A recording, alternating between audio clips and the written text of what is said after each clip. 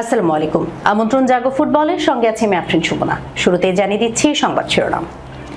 30 পেরিয়ে 500 গোল রোনালদোর, দারুণ জয়ে শীর্ষে আল নাসর। নিষ্প্রভ মেসি, হার দিয়ে মৌসুম শুরু মায়ামির। নিউক্যাসল বাধা পেরিয়ে আর্সেনালের ঘাড়ে নিঃশ্বাস সিটির। সিডনির গরমে মানিয়ে নেওয়ার চেষ্টায় সুইডেন প্রবাসী আনিকা। দর্শক শিরোনাম শুনছিলেন, এবার জানিয়ে দিচ্ছি বিস্তারিত। মাঝপথে হারিয়ে সৌদি প্রো লিগের শিরোপার লড়াইয়ে বেশ পিছিয়ে পড়েছিল আল নাসর। এরপর ক্লাবের দলবদল পলিসি নিয়ে অসন্তুষ্টির জন্য ধর্মঘটে গিয়েছিলেন লিগের সবচেয়ে বড় তারকা ক্রিস্টিয়ানো রোনালদো। তবে দুঃসময়ই তাতিয়ে দিয়েছে আল নাসর আর রোনালদোকে। টানা জয়ে আল হিলালকে পেছনে ফেলে পয়েন্ট টেবিলের শীর্ষে উঠে গেছে আল নাসর। শনিবার রিয়াদের আল আওয়াল পার্কে আল হাজেমকে 4-0 গোলে উড়িয়ে দিয়েছে আল নাসর। দলের বড় জয়ের দিনে জোড়া গোল করেছেন ক্রিস্টিয়ানো রোনালদো। বাকি গোল দুটি করেন কিংসলে কোমেন ও অ্যাঞ্জেলো গ্যাব্রিয়েল। এই জয়ের পর 22 ম্যাচে 18 জয় ও 1 ড্রয়ে 55 পয়েন্ট নিয়ে আল হিলালকে পেছনে ফেলে শীর্ষে উঠেছে আল নাসর। সমান ম্যাচে আল হিলালের সংগ্রহ 54 পয়েন্ট। ঘরের মাঠে একচ্ছত্র আধিপত্য দেখিয়েছে আল নাসর। 56% বল পজিশন ধরে রেখে 13টি শট নিয়েছে রোনালদোর দল, যার 10টি লক্ষ্যে ছিল। আল হাজমের 2টি শটের একটি লক্ষ্যে ছিল। ম্যাচের 13 মিনিটেই কোমেনের পাস থেকে বল জালে পাঠিয়েছিলেন রোনালদো, কিন্তু সেই গোল অফসাইডের অজুহাতে বাতিল করে দেন রেফারি। পরবর্তীতে VAR চেক করে অবশ্য গোলের বাঁশি বাজান রেফারি। 30 মিনিটে ব্যবধান দ্বিগুণ করেন কোমেন। জোয়াও ফেলিক্সের পাস থেকে গোলটি করেন এই ফ্রেঞ্চম্যান। 37 মিনিটে ব্রোজোভিচের লম্বা পাস ধরে বল জালে পাঠিয়েছিলেন রোনালদো, কিন্তু অফসাইডের জন্য গোলটি বাতিল করে দেন রেফারি। 65 ও 66 মিনিটে রোনালদোর পরপর 2টি জোরালো শট ঠেকিয়ে দেন হাজিমের গোলরক্ষক।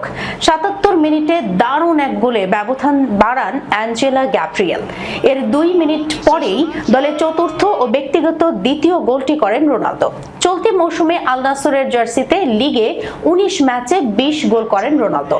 বয়স 30 পার হওয়ার পর রোনালদো 500-র বেশি গোল করলেন, আর ক্যারিয়ারে সব মিলিয়ে গোল সংখ্যা দাঁড়ালো 962। দারুণ এই জয়ের পর রোনালদো বলেন, আমি সৌদিকে ধারণ করি, এখানেই খেলতে চাই আমি।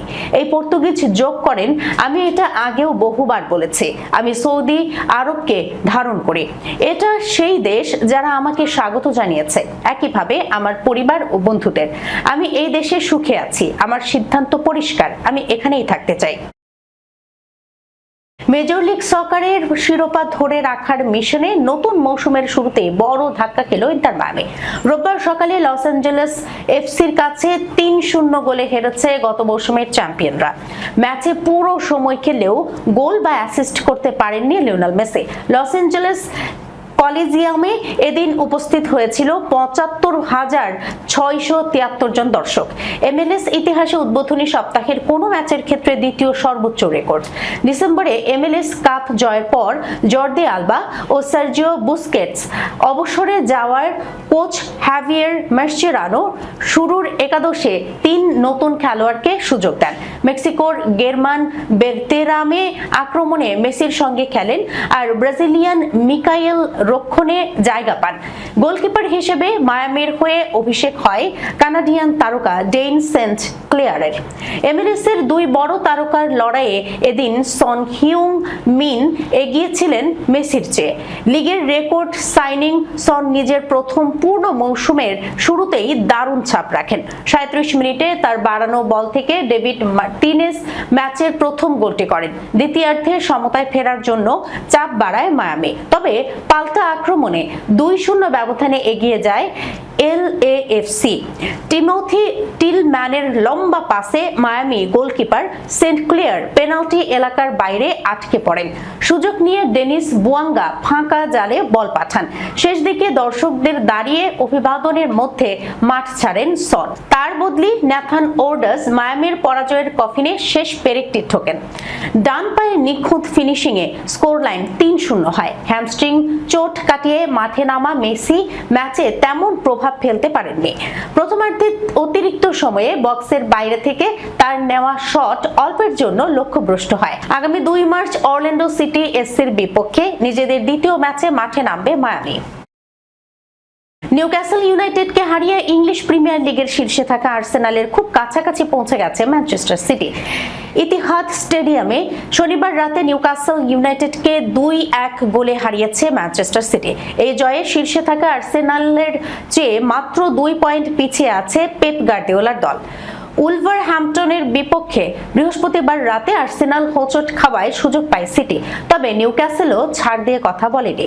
ঘরের মাঠে 14 মিনিটে গোল করে সিটিকে এগিয়ে দেন নিকো ওরাইলি। তার বাঁ পায়ের জোরালো শট নিউক্যাসল গোলকিপার নিক পোপ হাত ছুঁয়েও ঠেকাতে পারেননি। দ্রুতই সমতা ফেরায় নিউক্যাসল। 22 মিনিটে কর্নার থেকে বল ক্লিয়ার করতে ব্যর্থ হলে বায়ান আইন নুরির গায়ে লেগে বল জালে গড়ায়। গোলটি পান লুইস হল। 27 মিনিটে আবারও এগিয়ে যায় সিটি। আতোয়ান সেমেনিওর চেষ্টায় বল পান আর্লিং হল্যান্ড। তার নিখুঁত ক্রস থেকে হেডে নিজের দ্বিতীয় গোল করেন ওরাইলি। 42 মিনিটে নিউক্যাসল গোল করলেও সমতায় ফিরতে পারেননি। ডান বার্ন হেডে বল জালে পাঠালেও অফসাইডের কারণে বাতিল হয় সেই গোল। শেষ দিকে চাপ বাড়ায় নিউক্যাসল। যোগ করার সময়ে হার্ভে বার্নসের জোরালো শট দুর্দান্ত সেভে ঠেকান গোলকিপার জিয়ান লুইজি দোন্নারুমা। সেই সেভেই নিশ্চিত করে সিটির জয়। এই জয়ে 27 ম্যাচে 56 পয়েন্ট নিয়ে শিরোপা লড়াইয়ে আর্সেনালের ঘাড়ে নিঃশ্বাস ফেলছে সিটি। সমান ম্যাচে 2 পয়েন্ট বেশি নিয়ে লিগ শীর্ষে আর্সেনাল। আগামী 28 ফেব্রুয়ারি লিডস ইউনাইটেডের বিপক্ষে খেলবে তারা। রাতের অপর ম্যাচে পয়েন্ট হারিয়েছে চেলসি ও অ্যাস্টন ভিলা। স্ট্যামফোর্ড ব্রিজে যোগ করার সময়ে হেডে গোল করে 10 জনের চেলসির বিপক্ষে 1-1 ড্র করেছে বার্নলি। ভিলা পার্কে লিডস ইউনাইটেডের সঙ্গে 1-1 গোলে ড্র করেছে অ্যাস্টন ভিলা। এশিয়া কাপ খেলতে বৃহস্পতিবার রাতে দেশ ছেড়েছেন বাংলাদেশ নারী ফুটবল দল। আজ শনিবার দ্বিতীয় দিনের মতো অস্ট্রেলিয়ায় অনুশীলন করেছেন আফিদা খন্দকাররা। সিডনির গরম আবহাওয়ার সঙ্গে মানিয়ে নিতে কষ্ট হচ্ছে দলের প্রায় সবারই, তবে একটু বেশি ভোগাচ্ছে সুইডেন প্রবাসী ফুটবলার আনিকা রানিয়া সিদ্দিকিকে। বাংলাদেশের পরিবেশের সঙ্গেই সেভাবে মানিয়ে নিতে পারেননি আনিকা। এর মধ্যেই তাকে উড়াল দিতে হলো আরেক দেশে। সিডনির 26 ডিগ্রি সেলসিয়াসের গরম সেভাবে তার জন্য সহনীয় না হলেও প্রতিনিয়ত নামিয়ে নেয়ার চেষ্টা করছেন তিনি। আজ বাংলাদেশ ফুটবল ফেডারেশনের পাঠানো ভিডিও বার্তায় এই প্রবাসী মিডফিল্ডার বলেন, আজ আমাদের অনুশীলনের দ্বিতীয় দিন। এখানে প্রচুর গরম, তবে আমরা মানিয়ে নিচ্ছি এবং প্রতিদিন এটি আরো উন্নত হচ্ছে। শীত প্রধান দেশে বেড়ে উঠেছেন 21 বছর বয়সী আনিকা, তাই সিডনিতে গরমের মাত্রা বাংলাদেশের চেয়েও বেশি মনে হচ্ছে তার।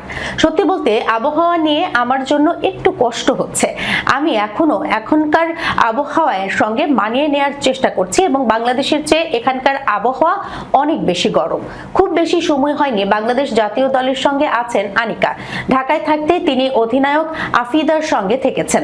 সিডনির ক্যাম্পেও সেখানে পেয়েছেন আফিদাকে। অনুশীলনে সতীর্থদের সঙ্গে বোঝাপড়া বেড়েছে আনিকার। আমি আবারও আফিদার সঙ্গে থাকছি এবং আমরা এখানে সিডনিতে খুব মজা করছি। দলের সবার মাঝে বোঝাপড়া বা বন্ডিং আরো ভালো হচ্ছে। এশিয়ান কাপ খেলতে গত পরশু সিডনিতে পা রাখে বাংলাদেশ দল। ভ্রমণ ক্লান্তি কাটিয়ে ওঠার আগেই পরদিন সকালে ভ্যালেন্টাইন স্পোর্টস পার্কে শিষ্যদের নিয়ে অনুশীলনে নেমে পড়েন ব্রিটিশ কোচ পিটার বাটলার। 27 ফেব্রুয়ারি এএফসি নির্ধারিত হোটেলে উঠবে বাংলাদেশ দল। এশিয়ান কাপে প্রথম ম্যাচে 3 মার্চ বাংলাদেশ মুখোমুখি হবে বর্তমান চ্যাম্পিয়ন চীনের।